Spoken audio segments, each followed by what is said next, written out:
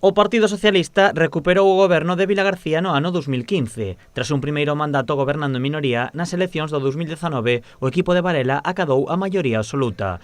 No ecuador desta segunda etapa, o Executivo vilagarcián fai un balance positivo das medidas levadas a cabo. Entre elas, destacan as iniciativas enfocadas a loitar contra a pandemia. Ter que abordar, pois, habilitar teléfonos 24 horas para atender a cidadanía cando a comunidade autónoma todavía non o tiña habilitado.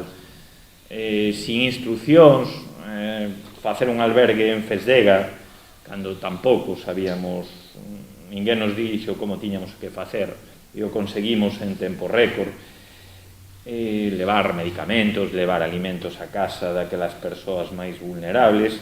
Durante a pandemia, o goberno de Vilagarcía tamén creou os bonos Son da Casa, unha iniciativa que naceu para quedarse. Se activou un plan de promoción e recuperación económica con unha dotación de máis de 1 millón de euros, se puxeron axudas directas de máis de medio millón, se activou tamén esa campaña dos bonos Son da Casa que eu creo, sinceramente, que chegaron para quedarse. A marxe da pandemia, o goberno de Varela conseguiu acadar diferentes acordos co Porto de Vilagarcía para cumprir con dúas das súas promesas electorais, construir un novo centro médico e abrir Vilagarcía ao mar. Decíamos que Vilagarcía se tiña que abrir ao mar e que Vilagarcía tiña que conseguir un novo centro de saúde adaptada as necesidades dunha Vilagarcía actual. Ben, fruto destes acordos co Porto de Vilagarcía, na que todas as partes tivemos que ceder, fruto dese entendemento, pois se vai a conseguir que Vilagarcía teña un novo centro de saúde.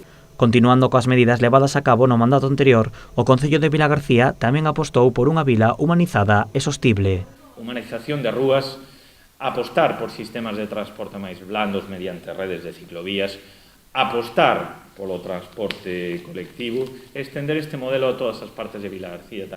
Precisamente, con este modelo de cidade continuará traballando o Executivo Socialista. A estas iniciativas hai que sumarlle a construción da futura Biblioteca Municipal no edificio do Casino e o respaldo aos diferentes eventos culturais que se levan a cabo na vila para desestacionalizar o turismo. Toda esta información será enviada aos vilagarciáns a través de 14.000 trípticos.